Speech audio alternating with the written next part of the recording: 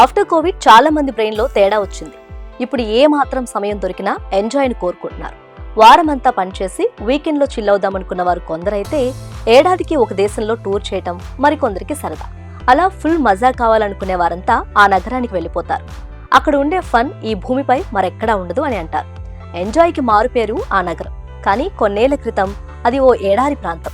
తనను తానుగా ప్రపంచానికి అనుగుణంగా మార్చుకున్న తీరు అంతా అద్భుతమే. ఇంతకీ ఆ నగరం ఏది అనుకుంటున్నారా?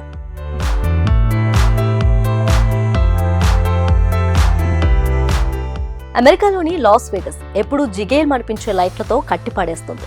కాసినో అడ్డాలు అక్కడ లెక్కలేనన్నున్నాయి. పబ్బులు, బార్లు ఇలా ఒక్కటి కాదు, అన్ని రకాల గేమ్స్, థీమ్స్ కు లెక్కే లేదు.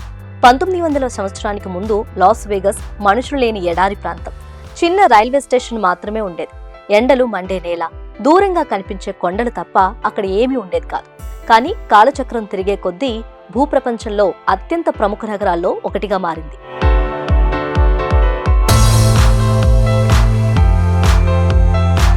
1905లో రైల్వే మార్గాలు అభివృద్ధి చెంది లాస్ వేగాస్ లో చిన్న గ్రామం ఏర్పడింది.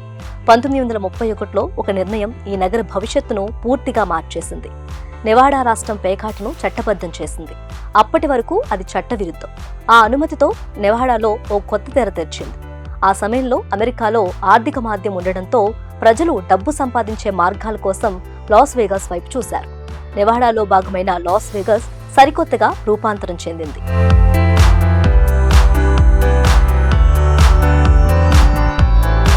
1931 తర్వాత హువర్ డ్యాం నిర్మాణం కోసం వేల మంది కార్మికులు లాస్ వేగాస్ కు వచ్చారు.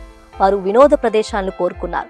ఈ అవసరాన్ని గుర్తించిన వ్యాపారులు చిన్న చిన్న కసినోలు, బార్లు ఏర్పాటు చేశారు. రాత్రికి రాత్రే ఒక నిర్జన గ్రామం ప్రకాశవంతమైన నగరంగా మారిపోయింది.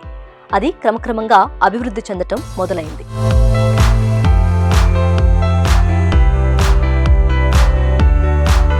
1940లో గ్యాంగ్స్టార్లు ఇక్కడికి చేరి పెద్ద ఎత్తున కసినోలు నడిపారు. బక్సీ సీగల్ అనే మాఫియా నాయకుడు ఫ్లెమింగో అనే లగ్జరీ హోటల్ను నిర్మించాడు. ఇది లాస్ వేగాస్ ను ధనవంతులు, సినీ తారల ఆకర్షణ కేంద్రంగా మార్చింది. 1950ల నాటికి లాస్ వేగాస్ ప్రపంచవ్యాప్తంగా పేరు పొందింది.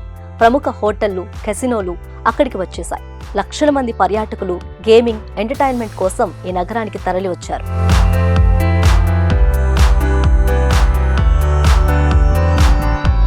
ఇప్పుడు లాస్ వేగాస్ కేవలం కెసినోలకే పరిమితం కాదు. ప్రపంచ స్థాయి షోలు, సంగీత కచేరీలు, లగ్జరీ షాపింగ్, అద్భుతమైన హోటళ్లు, గొప్ప రిసార్ట్స్, వినోద ప్రదర్శనలు, ప్రపంచ ప్రసిద్ధి రెస్టారెంట్లు అక్కడున్నాయి.